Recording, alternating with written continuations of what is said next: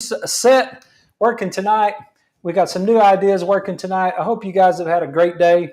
We're on our normal thing right now. Everything is going like it's supposed to. I hope everybody can hear us out there. If anyone is listening to us on social media, on Facebook, if you would do me a giant favor and send me a message that you can hear me, that would be great.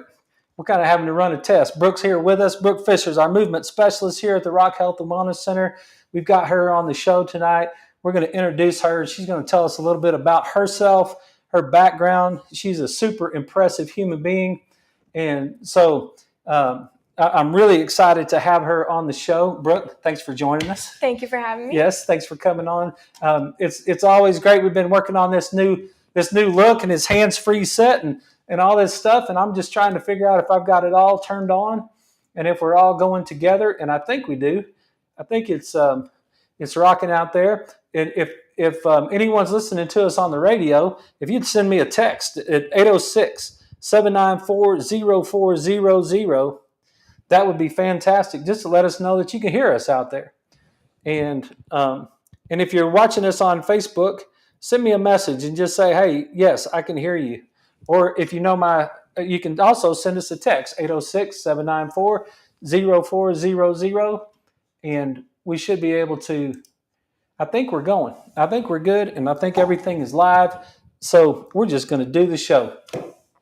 Brooke, thanks for coming. I'm glad you're here. Brooke is our movement specialist at our office. We do a lot of brain rehab work. We do a lot of individual joint work, like shoulders and knees and hips and things like that. And Brooke's got a great background. And so I was just going to introduce her and let her kind of give us a little bit of information about herself. And then we'll just talk a little bit about what we do. So, Brooke, tell us a little bit about yourself. Well, thank you for having me. Yes. My name is Brooke Fisher. I moved to Lubbock for school. I went to Texas Tech, graduated in 2022 with a degree in kinesiology. I'm from Denton, Texas, so I came a little ways away. After graduating with my degree in kinesiology, I found huge interest in fitness and just overall health and wellness and rehab exercises and all sorts of things. From there, I got my first experience as a certified recovery specialist with Arosty. So this was my first experience with doing rehab exercises, working on strengthening exercises, mobility exercises, and all those sorts of things. So I moved back to Lubbock and reached out to Dr. Clemmons and have just been furthering my knowledge and education here. Yeah, so let's tell them just a little bit about Arosty. I'll just give you a little bit of introduction.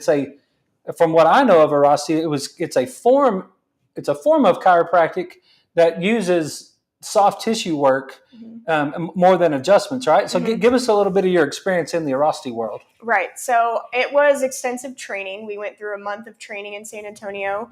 I worked one-on-one with a doctor.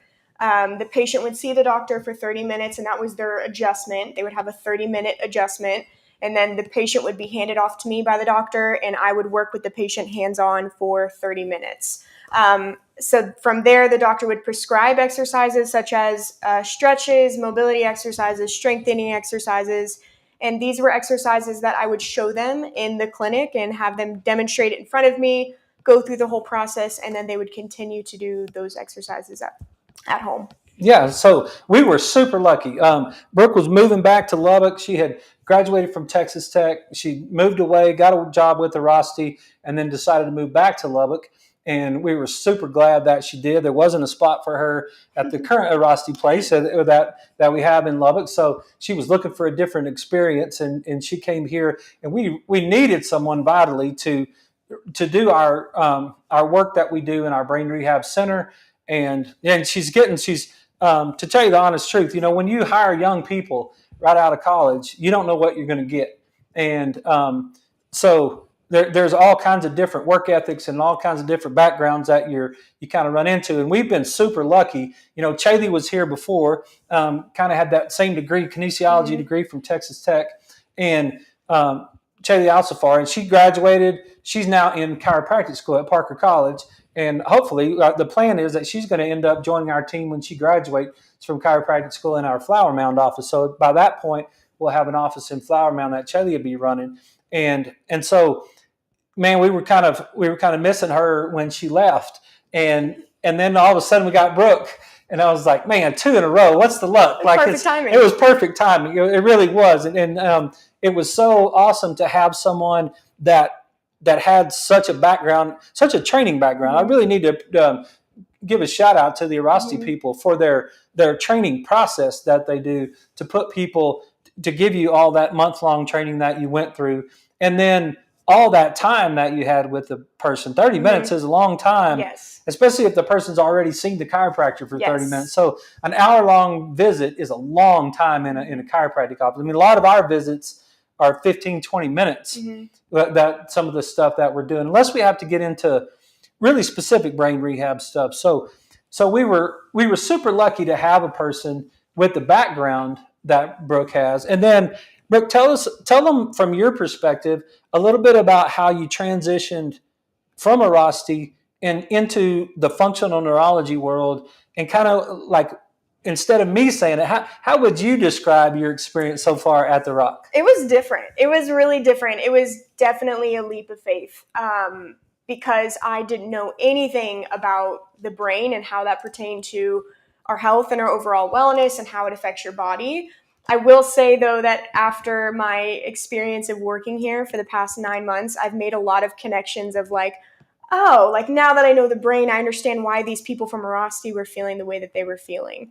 It was different, though. I knew everything that had to do with exercising, physical movement, but the brain exercises that we do here was new.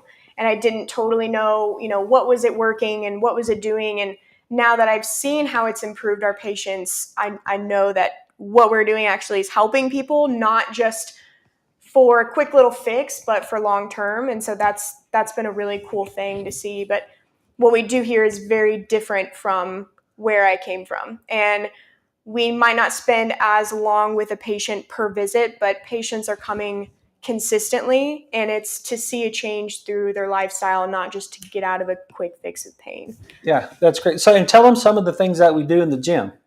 So some of the things that you might walk a patient through, just the exercises or the any of the things that we might do. Tell them some of the stuff that we do here, that like when I send them over. Absolutely. So when the patient is handed off to me, we go into our gym. I kind of introduce them to the gym and show them around. We do have a lot of equipment in there, like we do have a bike, we have some rowing machines, but we will mainly focus on the vibe plate first. So I'll have the patient stand on the vibe plate. I turn it to a frequency that's comfortable for them. We kind of start off easy. We go through 3 simple, easy exercises. However, they're great for working your brain, balancing your brain with your body. We do some overhead touches. We do some pursuits. We do some side steps to work on balance. And then from there, whether we are really working towards their left brain or their right brain, we will use laser glasses, hand lasers, work on balancing technique, and all sorts of stuff to work on their brain. Yeah, and that's really cool too. So Brooke and I will communicate with each other as we're working with the patient to determine which direction we want to go based on what I've found in the exam. So I'll go through the exam, see and say, hey, look, we're working on the right brain with green glasses. And Brooke knows exactly what that means. And now she can add our laser glasses, our fit lights, our ×1, ×2 board, any of the things that we do on the Vibe plate, the Focus Builder app that we have on our iPads, and she can take those. And what's super awesome for me, and I hope you know this, is that there's a comfort in knowing that when I send them across the hall, that they're taken care of. Like I don't micromanage what you do in there, right? Mm-hmm. And so when I go over there and I just say, hey, look, here's what I found, here's what I want to do. Or I might have a person that's got a particular shoulder problem, which is really great because now she could use any of her Arasti background to kick in and use some of that stuff that she's done. She brought bands into the office that she'd used in the past. So we got some different bands that we can use. And so if I have a shoulder problem or a hip problem or a knee problem, or we've had college pitchers We've had retired football coaches. We've had people that work at a desk and they're sitting at a desk all day long. Stay-at-home moms, all kinds of different people. Today we had a what was the proper term? 70-year-old plus, maybe late 60, 70-year-old lady that we were actually doing the big three, the Stu McGill big three that we've talked about a little bit on the show.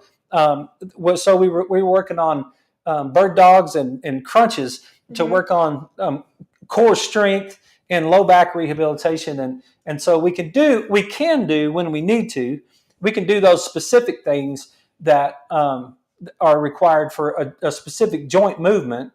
But at the same time, we're also always working on the brain. So we're going to do the brain stuff in congruence with all that, in accordance with it, however you say that, together with it. We're going to do the brain stuff along with the joint mobility stuff to try to get the maximum visit that we can for the patient when they come in. Right. It's a process, right? That's one thing that you've probably seen so far. Yeah. Is that it's a process when you're doing wellness. I actually had that conversation today with one of the patients. She was telling me that she was like, this pain in my shoulder blade is finally getting better. And it's taken a little while. And I always joke about it because I say, it's Jesus talked about the faith of a mustard seed, or one of them talking about the faith of a mustard seed. And I've been working for 19 years to get enough faith so I could just lay my hands on you and boom, I can make the wind stop blowing and the mountains move. But I haven't, my skill set has not reached the mustard seed level yet. So in our office, it's a process. We go through the whole thing and it's like, look, we know, we think we have a pretty decent idea about what's causing the problem. Now we got to get the biomechanics right. We got to get the neurology right so that now it will take hold and it will stay that way. And then now we can keep it going as we move down the road.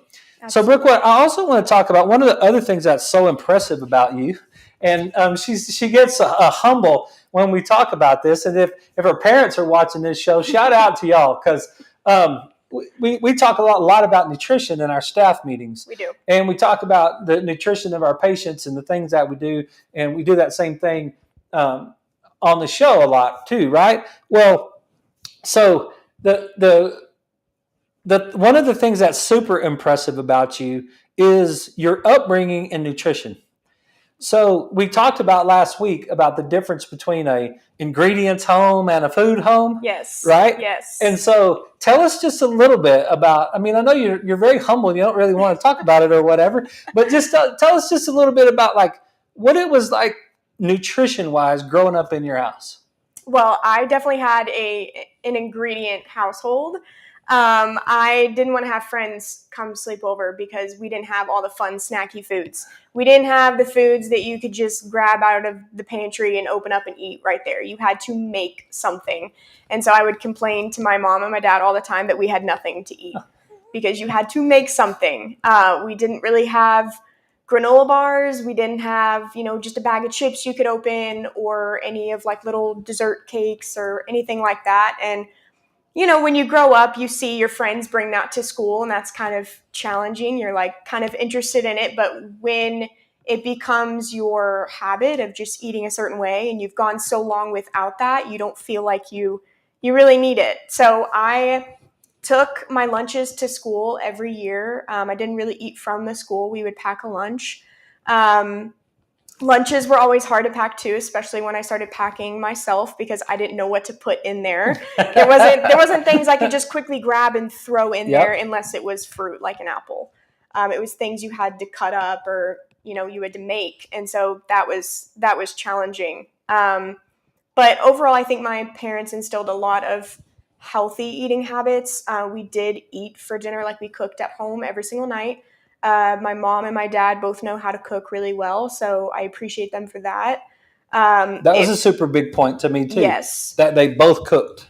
Yes. So which means that they both prioritize food. Yes. It has to be a priority that in order for the family to eat well. And I tell you what, especially, I don't want this to sound chauvinistic or whatever, but when the man is not on board with nutrition in the home, it makes it super hard on the wife and kids. And I did that in my home for a long time. I was horrible when it came to nutrition. So, and I knew better, but I went through that season. You guys know that. That's well documented. But when your dad's on board, Mm-hmm. they're both good cooks. Now they're both now nutrition is important to both of them. That's something that's been Yes. important to me. Like that's something that stuck with me about what you said about how they both cooked. Yeah, absolutely. And even my mom being a nurse for a little over 20 years, she would get home at 7 or 7:30. And so usually those nights my dad would cook, obviously, but there were some nights that she would even come home at 7 and she would still make a meal. And so it was always an effort to make a meal. And if we were going out to eat, it was a special occasion. It was something special. So we always just knew that we were going to eat dinner at home, and that's just how it was. Yeah. So okay. So now you've transitioned. You transitioned out of home. Mm-hmm. You went to college. You were in a sorority. Yes. You got a kinesiology degree. You've got a boyfriend. Mm-hmm. Like there's a lot of dynamics right there. So how do you handle it now that you're on your own? Yeah, it was tough at first. I mean, it's ultimately at the end, it's kind of your decision when you leave the house. Okay, am I going to follow these habits, or am I going to veer off and just do whatever sounds good to me, or whatever's cheaper? And so when I first came to college, I had a little card that had money on it for tech, and I would just go wherever I wanted, and I didn't have to spend money.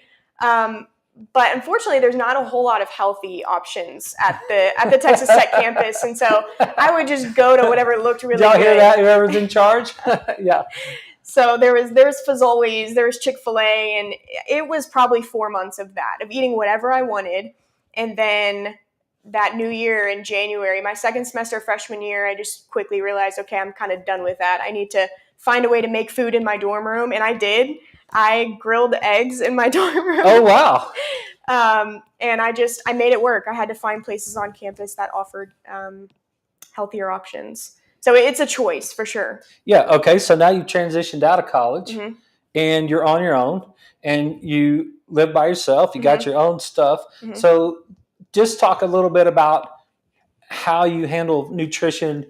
You got two jobs. You're working here. You're doing some stuff at Rockbox. You're doing some other things, right? So tell us how you handle your nutrition now, because obviously you handle it. Yeah. That's the part that's so impressive, is that you do a fantastic job with it. So tell us a little bit, like what's a week in the life of Brooke look like when it comes to nutrition? Yeah, well, I have been a lot busier lately because I have two jobs, but even if I'm, getting home from a workout at 8 o'clock, I didn't want that to be my excuse of going out to eat.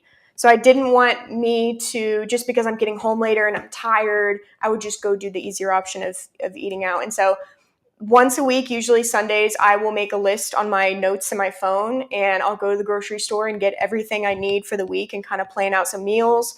So I make sure I get a good amount of protein, kind of variety, so I don't get sick of it. I'm not just having grilled chicken every day. Make sure I get my fruits and my veggies, and kind of plan out breakfast, lunch, and dinner for every single day. And then I'm set for the week. And so I have breakfast before I come to work. Thankfully, I have a job where I have an hour for lunch, so I get to go home because I live 7 minutes away, and I get to make lunch at home. And then as soon as I'm off, I get to go home and make dinner. But it's tough. It's challenging, but I know I feel so much better when I make a meal at home as opposed to going and getting something really quick. And so for me, it's just, I like to keep that routine. I like to keep that habit. And as soon as I veer off of that, if I have a bad week, I know that I feel icky. And so I know that I'm doing it for a reason, and that I feel better when I do it. And so that's what keeps me going. Yeah, that's super awesome. So tell us about the transition of being a couple. All right. Yeah. So that's a big deal. Like, you're a man. Mm-hmm. We won't name names, but your man. Did he grow up in the same type of background? It was different. Okay. It was very different, and we've had more conversations about that. But that's an interesting dynamic of coming together. And a lot of our date nights do consist of just making meals at home. We like doing activities together, and so making a meal together is kind of like a date, but it's also, we're being productive by having a meal at home, something that's nutritious instead of going out and spending money. It's a challenge though, because we disagree at times, and I try not to be too strict on myself. And so he might say, hey, we've had a long day. Like, let's just go get this. And so I'll remind him, like we're trying to save money and we have that grilled chicken at home. So let's just go home and make that. And so I'm definitely holding him a little bit more accountable, but it's tough. I've even had friends where we grew up differently. So it's challenging. Yeah. So, okay, well, let's talk about that because we've got a couple more minutes left of this segment. So tell me about couple interactions, social life, because we talk a lot. You guys know it, right? Being social is the number one thing you can do for your brain. So you guys are social now, and you're young, you're social, and a lot of times that has to do with food. Yeah. So how do you personally handle those particular situations? Yeah, that's tough, especially my freshman year. You're new to college, you're making friends. There's a lot of things that are thrown at you, a lot of opportunities, and you might go out to eat and everyone's eating the really good cheesy fries at Chimmy's, or they're getting chips and queso, and it's hard because you want to follow what you want to follow, but then people are like, why aren't you eating that? You're not eating that, and so then you feel like, okay, I guess I should eat this. So it's hard when you're that young and everything's new to you, trying to find a balance of like, okay, well, I want to fit in and I want to do what everyone else is doing, but also I want to hold myself accountable and I want to continue eating healthy. So that's definitely difficult. Yeah. And that never changes. Yeah. I had that same conversation this morning with Zay and Debbie during the 6 a.m. workout class about some a social gathering that she got invited to, and they threw a little bit of shade at her about because it's not a nutritious eating. We're not going to eat healthy. Yeah. We're just getting together so we can cut up and joke and play or whatever. And it's like, that's an interesting concept that we're not going to eat healthy, right? Like we're intentionally not going to eat healthy, but that is the common thing out there, right? We know that that's a common thing. So it's different as you're going through it, but it's so impressive to me that you handle it. And you just, in all those situations, and there's lots of situations that a person can get themselves into. There's lots of situations where you've gone away from home, right? You went to college for the first time. Now you're in a sorority. You got a whole bunch of new friends. You got a relationship that you're dealing with. You've got jobs that you're dealing with. You graduate from college. You're on your own now. You're having to do those things. You're having to keep your social life active in your relationship and all those things that fit. And for a young person out there, I just wanted thank you for sharing that with us. Absolutely. I know you're very humble when it comes to that and talking about it, but I just think there's so many people out there who, it's like all the excuses that we have, right? You have the same reasons to make all the same excuses that I have, right? And you're not making those excuses. Like you're finding time because you've prioritized it, because you have been raised in a home that prioritized it. Absolutely. And that has worked for you as you've continued to go through that whole thing. So, I think what helped me with that was when I graduated college, obviously my circle got smaller and my closest friends prioritize the same things as me. Nice. I think like finding people that are like-minded and that like doing, you want to go work out together and those types of things. I think that's huge because if I didn't have them to hold me accountable for certain things, I think I would be tested a lot more. Yeah. That's great. That's good stuff. Well, anything else you'd like to share about anything like that from before we got about a minute left in this segment of the show? Anything that comes to mind that you want to talk about before you get a chance to leave? Well, I guess I'll just say that I have really, really enjoyed this job. I love this job. It's challenging. It's taught me so much more, and I now feel like I have a better idea of what health and wellness means. It doesn't necessarily mean you're working out for 2 hours every day or anything extensive like that. It's just being consistent in what you're doing. And your goal is to have health and wellness overall for a really long time, not just for a little bit for a diet or anything like that. And so I'm thankful for how much I've learned here. Well, that's awesome. Well, thank you so much for coming on the show. And I just wanted the whole group to meet Brooke, that she'll be more of a regular on the show. We'll have some little bits and stuff. Her and Kim both. Kim's going to join us on Thursday. And And so we're going to be able to get both those guys involved in a little bit what we're doing. So thank you so much. Really Absolutely. appreciate it. And we're going to take a break on the radio, and then we will be back in just a few minutes with the second half, where we're going to take health to church in the second half of the show. So you guys hang on. We'll be right back right after these messages.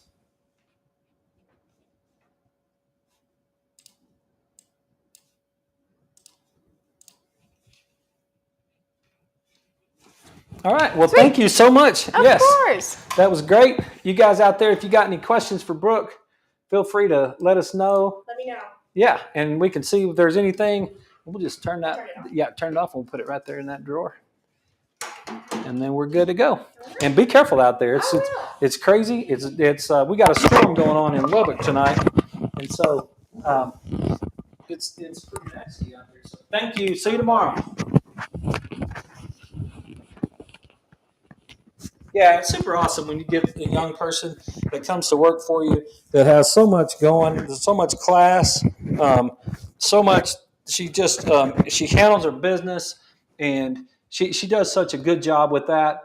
I'm so glad she's here, and she does a really good job with our brain rehab stuff. It's very it's fabulous when I don't have to worry about what's going on over there in that room. She takes care of it. She also teaches one of our classes, one of our fitness classes at 2:30, 2 days a week. So she's also, that's also part of what she does here for us at the Rock Health and Wellness Center. So if you guys need a place to work out, you want somebody to help you, I write the workouts and Brooke does them. She oversees them for the people that do our 2:30 workouts. I teach the classes at 6, 7, and 8 o'clock in the mornings on Mondays and Thursdays. And then Kim teaches classes on Tuesdays and Fridays at, I believe, 5:15 and 6 o'clock. So she's up early taking care of that stuff. Let me check and just make sure. Seems like everything is working out there. I hope the sound is good. And Ken told me that we're loud and clear, so I think everything is. This is the first time. It's kind of interesting not having our mic going tonight, and so just doing everything through the AirPods. We don't have the headset going or anything else. So just have to learn some new muscle memory here to get everything rocking like we're supposed to. Okay, everybody, we're back. This is Jason Clemmons, Doctor of Chiropractic at the Rock Health and Wellness Center, and you are listening to Life with Jason Clemmons, DC. We just got to visit with Brooke Fisher, our movement specialist here at the Rock Health and Wellness Center, and what a treat she is. She is just a fantastic person, does a great job for us. I'm so excited that she's here, and I'm excited that you guys get a chance to see her and see what she's all about, and she's just part of the team here. So my wife Leslie runs the front desk, and she manages my life and my whole world. I couldn't live without her. Kim Van is our nutrition specialist. She helps run our nutrition program here at the Rock, and so we've got a good team that we've gotten put together, and I'm super excited about them and the opportunities that we have to help people get better. So. Monday nights is our Take Church to Health night. And so I wanted to spend the second half of the show talking about the new series. And so what we do is we take what the service is at Hillside Church, where we go to church here in Lubbock, and I basically just plagiarize their whole lesson plan. And I really think it's okay. I don't think they're going to get mad at me for taking what I learned at church and bringing it to you guys and seeing if we can make something better for you in your life. So they started a new series, and it's mental health. And we talk a lot about mental health. We have talked about mental health a lot, and so it's when you get into it, what was there were a few things that blew me away yesterday morning when I was sitting in church. Number one, how many people were in the building. And I was by far the most people that I've ever been. I haven't been going there for too long a period of time, but it's by far the most people that's ever been in the building. We have they do a great job, but it tells me that this subject is a big subject for a lot of people. And some of the statistics that were thrown out, it talks about just one of the statistics he said was 36.8 people daily are living with anxiety or depressive disorders. And that was a survey done by Kaiser Permanente Hospital, I think. And it just talked about, it impressed on me, okay, is it really the first Sunday of the year? And okay, well, maybe everybody's got a New Year's resolution or whatever, or maybe there really is a lot to do with health, and maybe mental health is a big deal. And so one of the things that the pastors, they are going to teach it. They're not teaching it as licensed therapists, nor am I. I'm not teaching mental health as licensed therapists, but one of the things that stood out to me during the service yesterday, was how there's different facets to this whole thing. There's different ways that different people approach mental health. And mental health can be mild, moderate, and severe. And you can have slight mental health problems, you can have moderate mental health problems, and you can have severe mental health problems. And if you've listened to this show for any period of time, then you understand how devastating that can be, but how it happens from a brain standpoint. So we know that there's a firing pattern that happens inside our brains. And we know that when that happens, when there's neurology involved, and there is neurology involved, you cannot have anxiety, depression, ADHD, bipolar problems, schizophrenia, any of the problems that you would have that goes along with mental health. You cannot have that without neurology. Your brain is involved in the whole process, right? And so as we go through the series, because it's going to be several Mondays in a row that we go through this series, I just think it's important we're going to take what the pastors are talking about during the service, and we're going to try to bring it into the health and wellness world, and we're going to try to talk about it from a health and wellness standpoint. And the biggest thing that was talked about that the pastor wanted to point out, and he kept going basically the whole service, was about to try to put this message into the congregation, but to let people know that you're not alone. That was the message. You're not alone when it comes to anxiety, depression, mental health, or disorders. You're not alone if you're dealing with something like that. And one of the things that tends to happen is people get isolated and they think they're the only person that's going through this. And he did a really good job of breaking down some of the myths. And the first three myths from a Christian standpoint, myth number one is, if you just had enough faith, you wouldn't struggle with mental health. And he wanted to point out how that is so not true. And he used Paul as an example. And Paul wrote lots of the Bible and lots of the New Testament. And he used Paul in several different scriptures, talking about the thorn in his side, asking for the Lord to remove the thorn in his side. And he wasn't talking about a physical thorn. He was talking about a mental, emotional irritation or some sort of struggle that he was going with, that he was having to deal with. So number one, if you just had enough faith, you wouldn't struggle with mental health. It has nothing to do with faith. It's not a lack of faith that causes a person to struggle with mental health.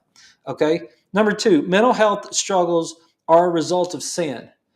Now, okay, that is not, from a health and wellness standpoint, it's not even close to factual, right?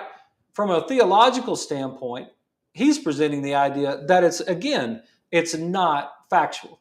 That it's not, that you're not having some sort of mental health problem because you're sinning. Now, you can sin and have to deal with the issues of the life that you're living. That's I don't disagree with that whatsoever. But that's a myth in the Christian world, right? And number three, going to therapy is a testimony of weakness. Going to therapy is a testimony of weakness. That is not true.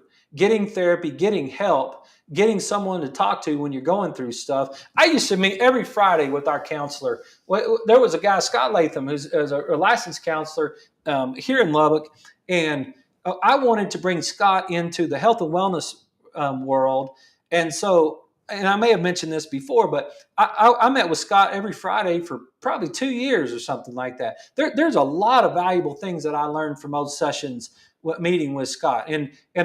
So it was summer. I graduated school. I got my license in February 2005. And so that would have made me 35 years old when I got my license, 34 years old when I got my chiropractic license.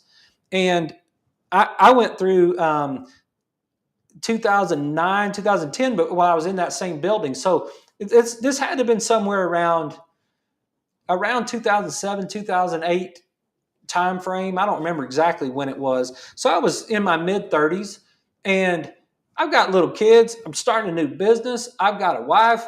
Like that, we're trying to figure out life. We're trying to get everything. We're just, we got all kinds. I had 4 offices going at one time. I started a management company and tried to manage other offices in different places. I had one in Florida and one in Ruidoso, New Mexico, and a girl in Dallas that I was talking to. And then I was trying to get into the horse business with my dad, and I did too many things, and I didn't do any of them any good. I messed them all up basically because I was doing too much stuff. But it was stressful. But I wanted to talk to Scott about just from a health and wellness standpoint. What would it look like to talk to someone from a health and wellness standpoint? Well, so I would go in there and meet with him, and he taught me things. He taught me, one of the biggest things that he taught me was definitions and strategies. We talk about that, about definitions and strategies, and we've talked about that a little bit on the show, I think. But we live our life through our definitions, right? And we create our strategies based on our definitions. So we want to find a way to let me see if I can write this out for you, because I think it would be cool if I can get it, if I can show it right here. And for you guys listening to us on the radio, it'll be easier if I write it out as well, because we're just going to talk about, just about definitions and strategies, and how what we do. And it's one of the things I learned from being there is and spending time with him. If I can get all my stuff out of the way here. So we live our life through our definitions. Maybe not.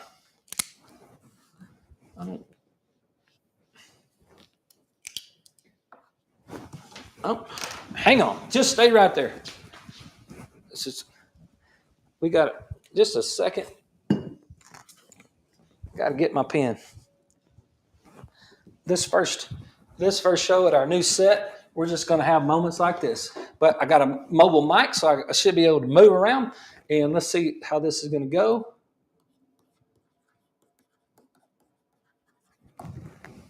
Yeah, so definitions first, strategies second.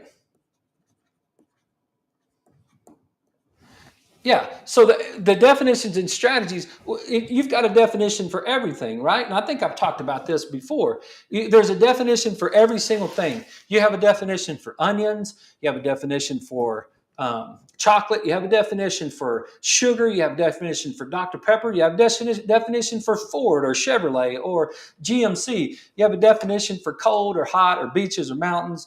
And then you're going to set your life up based on strategies. That's going to go through that. You're going to set strategies. I have strategies with onions. I don't like onions. I don't want anything to do with onions, right?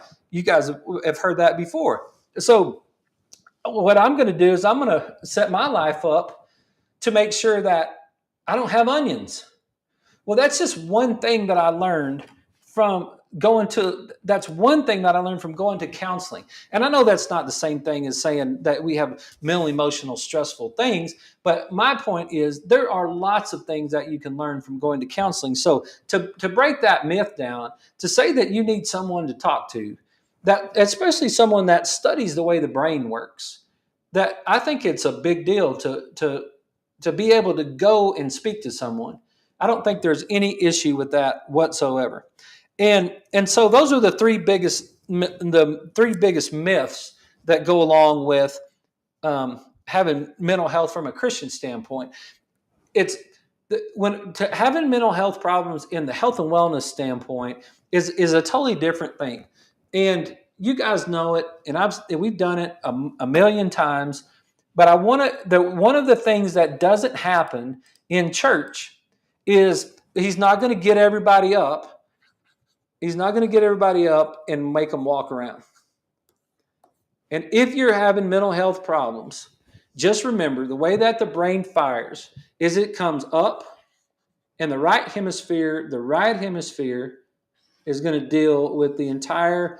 It's how you're going to bring the information into your brain. It's going to be dealt with on the right hemisphere of your brain. The right hemisphere of your brain is going to deal with the unknown world.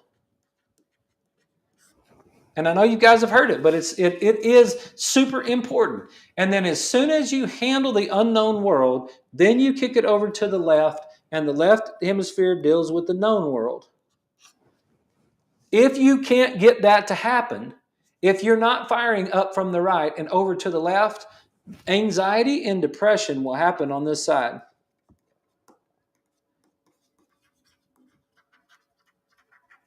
Anxiety and depression happens on the right hemisphere, and then your focused attention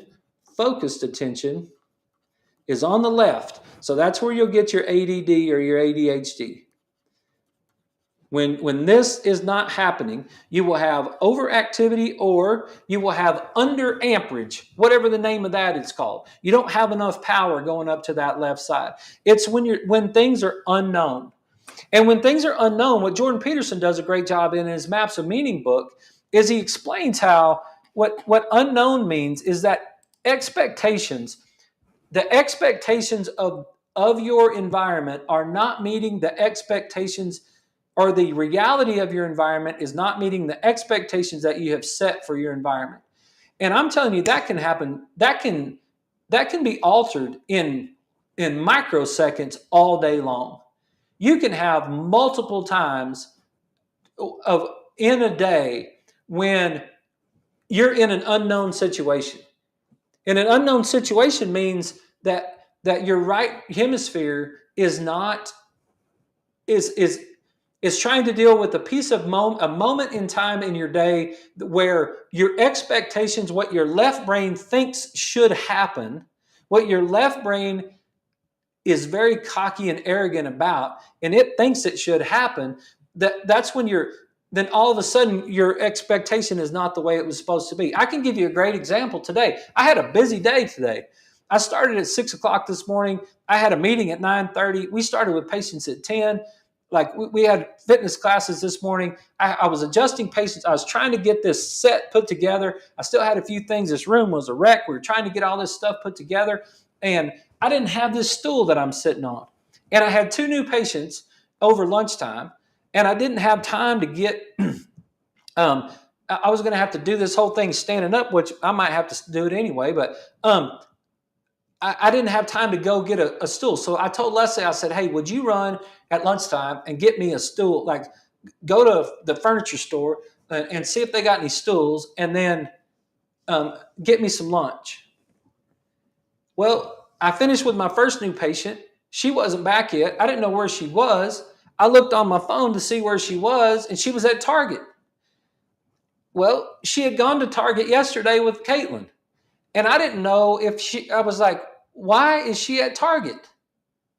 Well, what does that mean? Well, that means I've got a question. Why is she at Target? I thought she was going to go to the furniture store and then get me some lunch. I thought she was going to go do that. Well, what does it put me? It puts me in my right brain.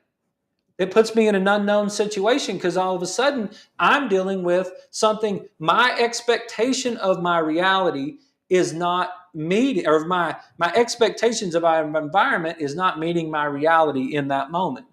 Now all of a sudden I'm wondering, why are you at Target? Caitlin, did you forget something yesterday? Didn't you know that it's not time to go to Target right now? What are you doing at Target? Why did you leave? I'm saying all this in my head. I'm not saying it to her. I'm like, what are you doing at Target? Like, where are you? I've only got 15 minutes before my next patient gets here, and I'm not going to, and I'm hungry, right? We love each other. We've been together for 36 years. We've been married for 30 years. We are completely in love with each other and never been happier in our whole lives. But I was in an unknown situation, and an unknown situation is looking for threat, right? The first thing that an unknown situation is, the reason neurologically that it's unknown is because it wants to know, is there a threat? That's the question that your brain is your brain, now think about that. It goes back to a primitive state. It goes back to the amygdala on the far right side of the brain, and it hits this lower amygdala center right here, which is where the stress response begins in the nervous system. And it's looking for alligators and tigers, right? It runs on a continuum from curious to fear. And if you keep going, you get to psycho,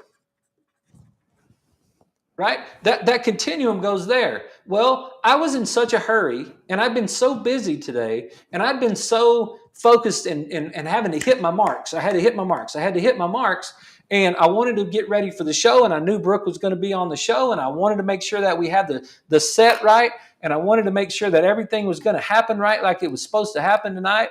And I was fast, and what did I do? Did I go to curious? Did I think through all of the issues of why she could have been at Target? And did I think to myself, that's interesting. Why'd she go to Target? I wonder if she couldn't find what she was looking for at the furniture store, and that she's really taking care of me, and that she is working hard right now to try to make it happen. Well, I sent her a text, and then she sent me back a text in a minute, and she was like, really? I was like, where are you? I thought you was going to go to the store and then get my lunch. And then she comes walking in the door carrying a box that's got these stools in it that she got at Target, because the stools that were at the furniture store were $650 or something, and she found these stools at Target for $50, and she went from the furniture store to Target and then she comes walking in the door. Yeah, because she takes care of me, because she's a good girl, right? So what did my right unknown brain do? My right unknown brain looked for tigers, right? It was a question. As soon as you get into the question, and that's one of the things that he went to Psalms 42, and he went to Psalms 42, and he talked about King David. They don't really know who wrote that Psalms 42, according to the pastor, but he wrote it. He talked about. They really think that King David is the one that wrote it, and he's talking about the fear that he's having, and he's talking about the stress that he's under, because apparently he's under some serious stress at the moment. And he's talking about and this is where the pastor was trying to make the point that we're not alone. Like he started off in Psalms 42, and he went one thing after another of showing. He went to the book of Job, he went to the Matthew, he went to two different places in Matthew, he went to Joshua, he was going through First Kings. He went through several places right there, 2 Corinthians and Psalms 34, and talked about how we're not alone, right? We're all in those situations, right? But one of the things that struck me when I was reading Psalms 42 was at the end, when you get to Psalms 42:9, I say to God, my rock, why have you forgotten me? Why must I go about mourning, oppressed by my enemy, by the enemy? My bones suffer mortal agony, and my foes taunt me, saying to me all day long, where is your God? Why are you downcast, O my soul? Why so disturbed within me? Those are questions, right? He goes back. Psalms 42, verse 9. I say to my God, my rock, my foundation, right? Even King David said this right here. Why have you forgotten me? Well, soon as you say the question why, you are back into the right hemisphere of your brain. You're back into the unknown. And you're going to go from curious to psycho. The longer you stay over there in that right hemisphere of your brain, the longer you're going to start to see bigger tigers. You're going to, and depending on how you get into that hemisphere, if it would have been a different day where I didn't have so much to do, if it wouldn't have been so much that I wanted to make sure that we got this right tonight and that we got everything going and we've got a new camera, we've got a new set, we've got a new software that we're working for. Like this whole thing is everything is new, right?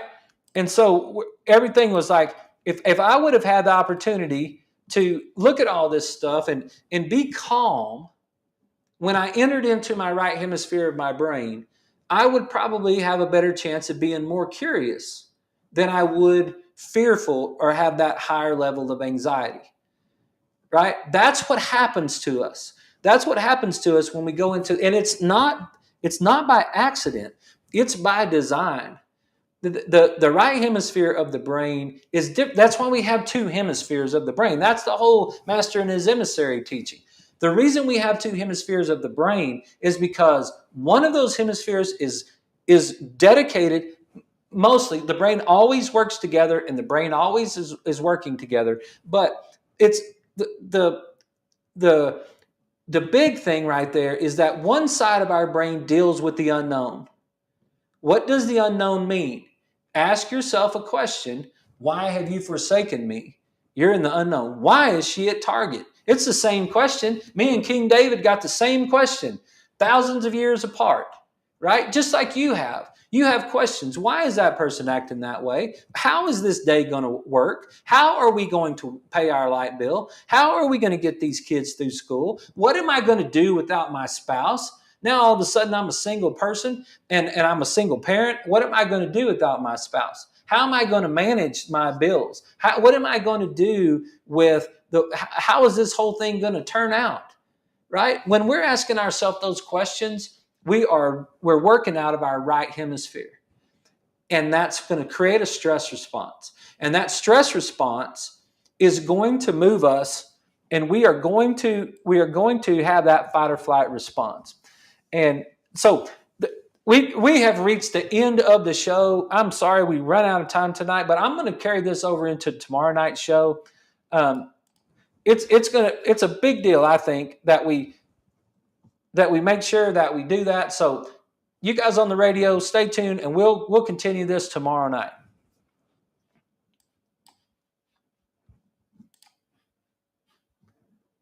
I think we still got it right there. Yeah. So I'll be back tomorrow night. We'll continue this show tomorrow night, and we'll pick up right here where we left off. So you guys have a great evening, and I'll see you tomorrow.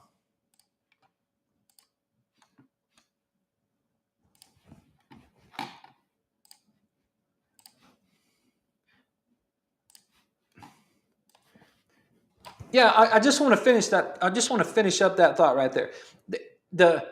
There's a reason that we have our right hemisphere.